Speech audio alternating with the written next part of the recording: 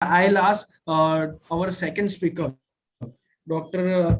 Jimit Vadgama from Surat, to share his screen and take into the second article, which is dapagliflozin and the incidence of type 2 diabetes in patients with heart failure and reduced ejection fraction, and exploratory analysis from DAPA-HF trial.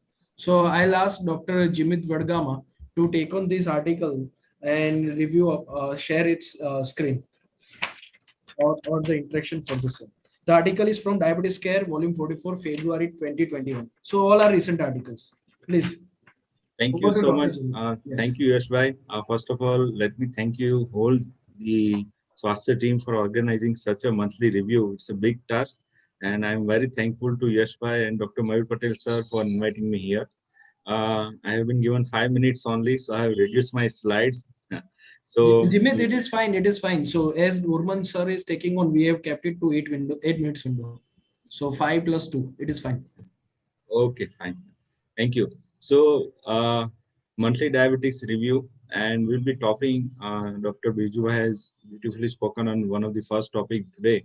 So, I'll be talking on dapagliflozin and incidence of type 2 diabetes in patients with heart failure and reduced ejection fraction. So, DAPA-HF trial was done, and one of the exploratory analysis was done from this data of this big trial that if dapagliflozin is able to prevent type 2 diabetes.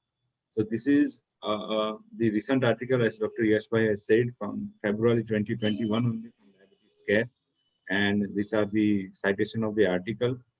So we all know SGLT2 inhibitors, they prevent development of heart failure in patients with type 2 diabetes. We have a big amount of data with that, strong data evidences are there.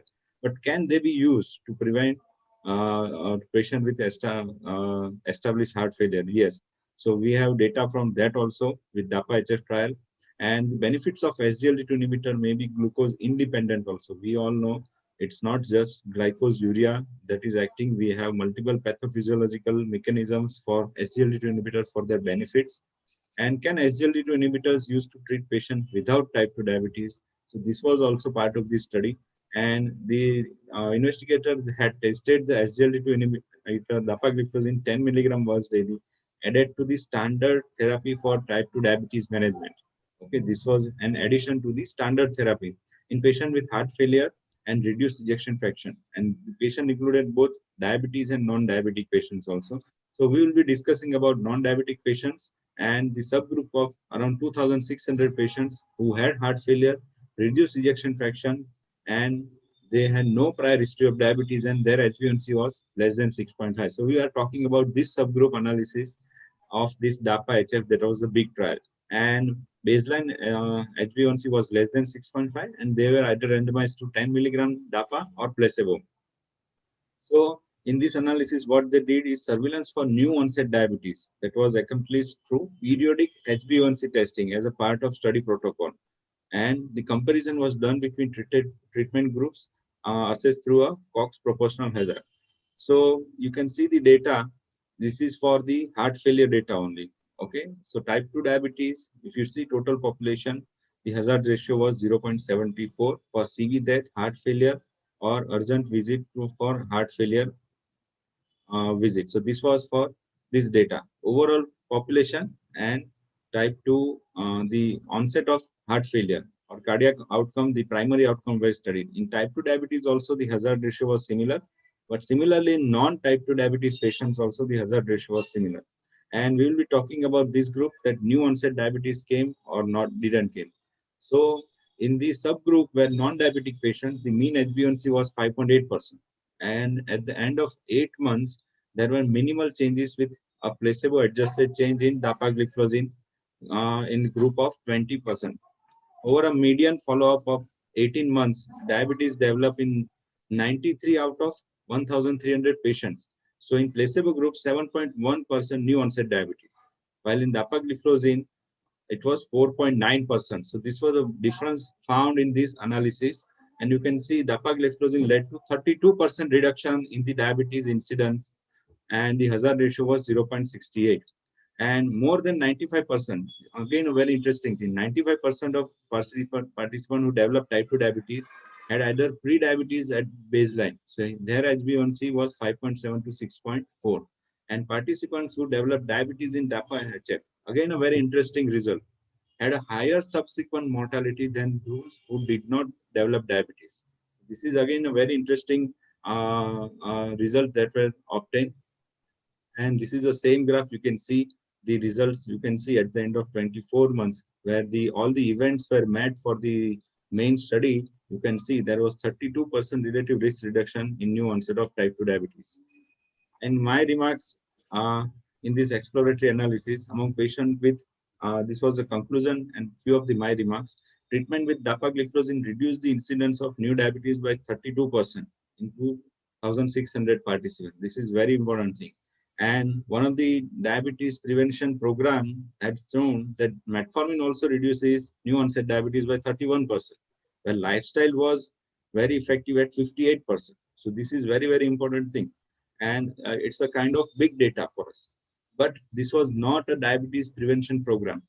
Okay. But because this potential benefit needs further confirmation, it needs trials of longer duration. The median duration was just 18 months, 1.5 years.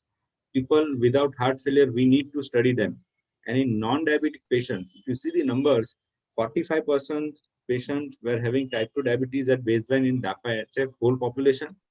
Non-pre-diabetic euglycemic also 55%, and you can see only 33% patient has normoglycemia. So in my view, only 857 patients you can say non-diabetic to diabetic prevention, but rest were either pre-diabetic or diabetes in this whole study. Very important thing, a washout was not conducted at the end of the trial with retesting for diabetes. Washout means if we remove the drug, if we stop Forxiga after this trial is over, and if we see retesting for diabetes, how many of them develop diabetes? So this is again a washout was not conducted. So questions arise as to whether apparent reduction in the incidence of diabetes is measurable only because of transient reduction in glycemia due to Forxiga. Merely delaying the diagnosis. If you give Forxiga, does it delay? Only delays the diagnosis, but it is not actually preventing the disease progression per se. And the expert and seniors can throw light about other prevention studies also here. Thank you very much. Thank you, Yashbhai, again, and I hope I am completed in my time. Thank you.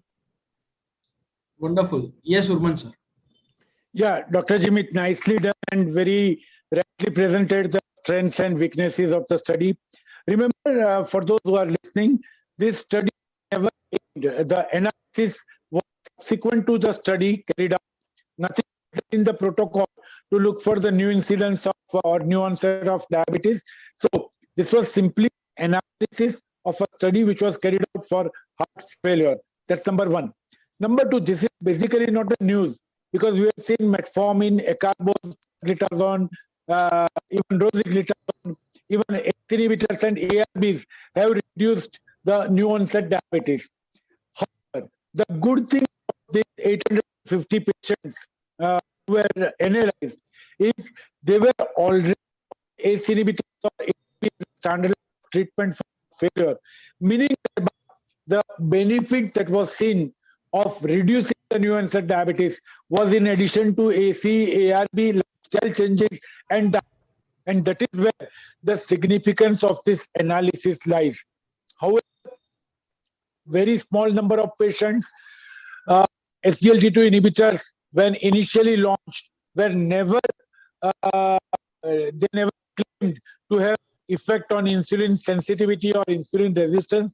However, within last 2 years, lots of papers have come that not only work on kidneys, but they also work on insulin resistance and beta cells.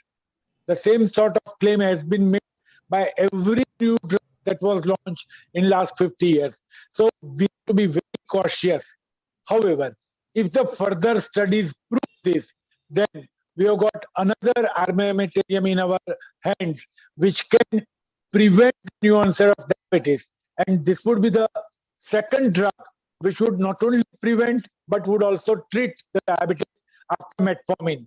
So something that is being coming, I'm pretty sure lots of trials would come. But at present, this is not a practice-changing article. Do not try to utilize SGLT2 inhibitors, even in pre-diabetes, to reduce in non-diabetes to reduce the new onset diabetes. Over to Dr. Yash. Thank you, Dr. Ruman sir, for the expert comment.